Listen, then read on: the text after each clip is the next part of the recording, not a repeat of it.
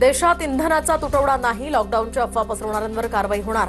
मुख्यमंत्री फडणवीसांचा इशारा। तर घरगुती गॅसच्या पुरवठ्यामध्ये 75% वाढ, वाढणाऱ्या किमतीचा भार सरकारनं सहन केलाय, फडणवीसांकडून स्पष्ट। लोक आपल्या देशामध्ये संभ्रम पसरवत आहेत, तो संभ्रम पसरू देऊ नये। लॉकडाऊन लागेल वगैरे असल्या गोष्टी सांगितल्या जात आहेत। लॉकडाऊन बिलकुल लागणार नाहीये।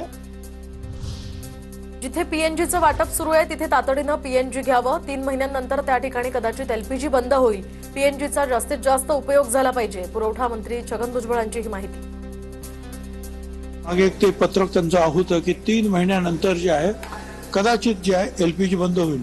त्याच्या अगोदर सगळ्यांनी पीएनजीचे जे आहेत निदान अर्ज वगैरे करून जास्तीत जास्त पीएनजीच्या जे आहेत जोडणा करून घेतल्या पाहिजेत। मुंबईसह नागपूर आणि छत्रपती संभाजीनगरमध्ये आता 12व्या दिवशी सुद्धा घरगुती गॅस सिलेंडरसाठी रांगा। एचपी गॅसच्या गोडाऊन बाहेर पहाटेपासूनच रीक, तर काही ठिकाणी बुकिंग करून सुद्धा गॅस मिळत नसल्यानं नागरिक हैराण। रत्नागिरीमध्ये एलपीजी गॅस वाहतुकीला कायदेशीर संरक्षण मिळणार। एलपीजी गॅस टँकर आणि सिलेंडरची वाहतूक पोलीस संरक्षणात होणार। जिल्हा प्रशासनाकडून एलपीजी टँकर वाहतुकीला मुक्त संचाराची मुभा।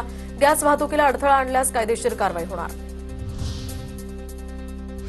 नांदेडमध्ये पेट्रोल साठा गर्दी होत असल्यानं 15 दिवस जमावबंदीचे आदेश। तर आता 5 किंवा अधिक व्यक्तींना सार्वजनिक ठिकाणी एकत्र येण्यास मज्जाव। 1 एप्रिलच्या मध्यरात्रीपर्यंत हा निर्णय लागू।